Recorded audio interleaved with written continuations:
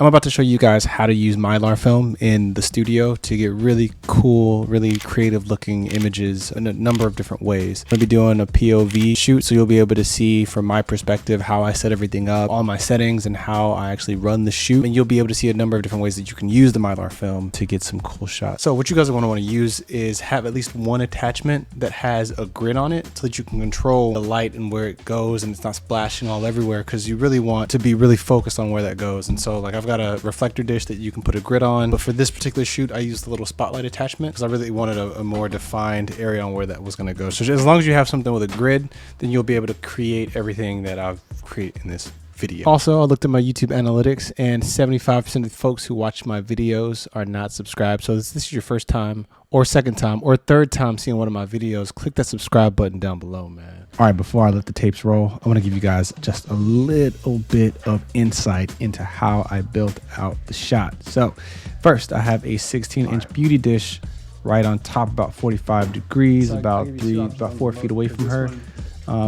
And I've got two different looks that I was trying to achieve, and we're going to achieve both in this shoot. But I wanted to actually give her the choice on like, which look do you like? The overall idea is that the Mylar on the table is going to reflection of the image down below. But I took the grid off because now instead of having just the light on her and the background being dark, we open it up and it's more even light, obviously with the beauty dish on top of her really highlighting her. And then I also wanted to add a second light or a hair light behind her to separate her from the background just a little bit, add a little bit more dimension as well. So I use the 8400 as my primary light, and then I also have two DP300 or 403s that I use for secondary lights as well. So I'm going to use this one as a hair light on the back to kind of, again, separate her from the background.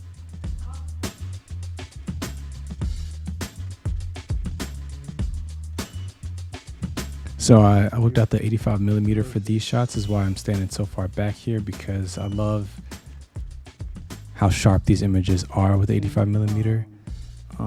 It condenses the photo a little bit more than I would like, and so you'll see the next few shots I'm going to do after the 85. I'm going to switch to my wide angle fisheye lens, and I think those are my favorite. But I'm curious, as you guys watch, let me know like which set is your favorite.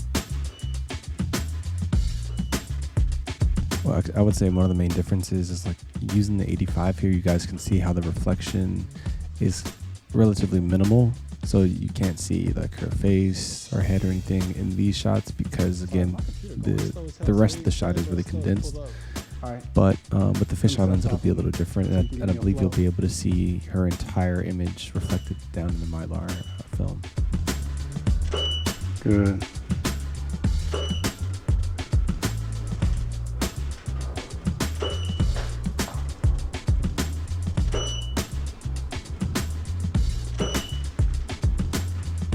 That's perfect.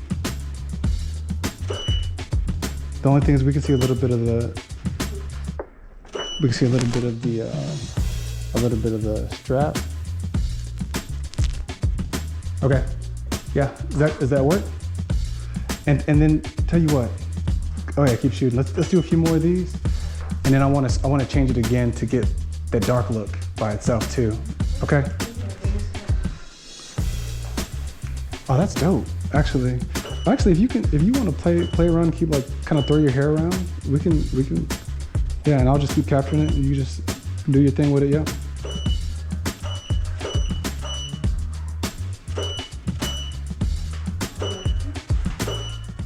So these images, I always try to capture movement. There's something that is really appealing about movement, especially, you know, when you're in the studio and there's only so much you can do, obviously, with lights and such, but movement always adds like this extra element that makes images really pop. One thing to keep note of, though, is that actually if models are using their hair and they're throwing it around, it's important to be cognizant about like what your face looks like within those photos as well. Make sure while the overall image looks good, pay attention to what the eyes are doing, what the face is doing in those images.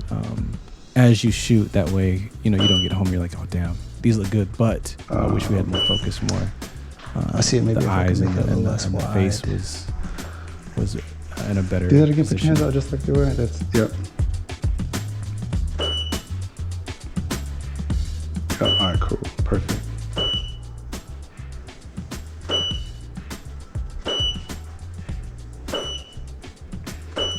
All right, give me Fierce. Give me Mystique from X-Men. You know who that is? You know who Mystique is from X-Men? All right, my bad. I'll show you who Mystique is. Oh, that's dope, actually.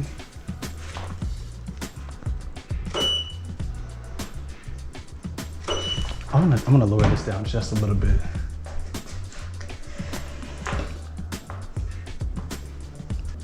I'm gonna move that light behind you back. It's gonna be extra work for me in post because it's showing a little bit. We'll turn that back one off. All right, cool.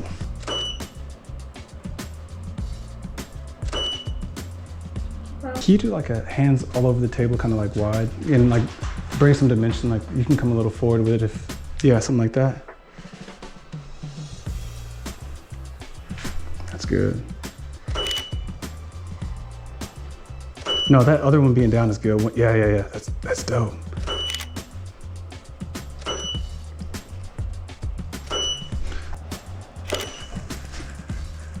Oh. Throw your hair around that.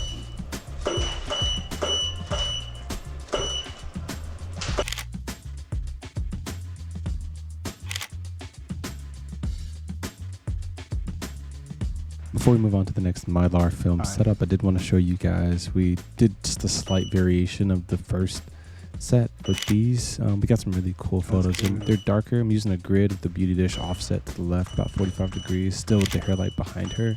But I did want to show you guys some of the photos from this set before I show you guys how we actually use the reflective material with the light.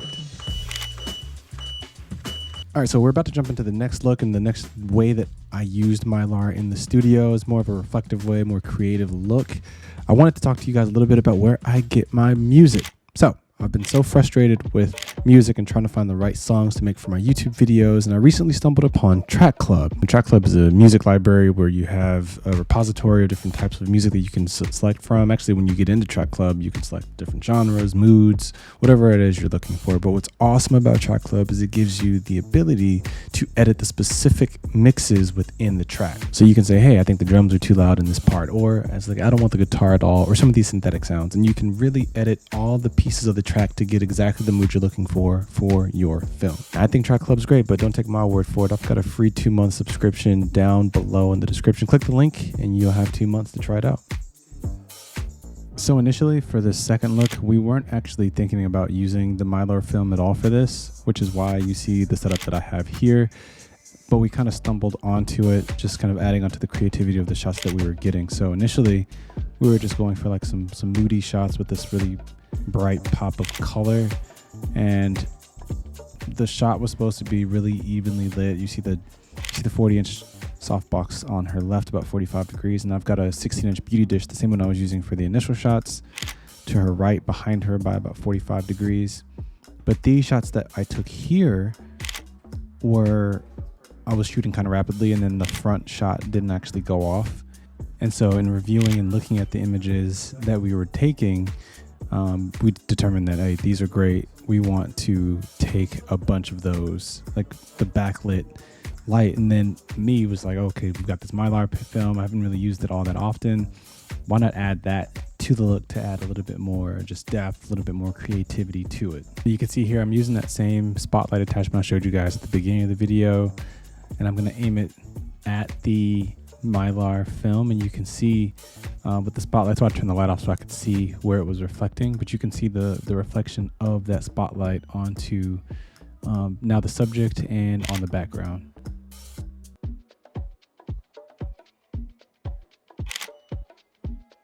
So here are a few more of the images that we took during the shoot that you guys didn't get a chance to see. If you enjoyed this video, you may enjoy some of my other videos where I cover all things photography, editing, composition, off-camera flash. Thanks for watching. I'll see you on the next video.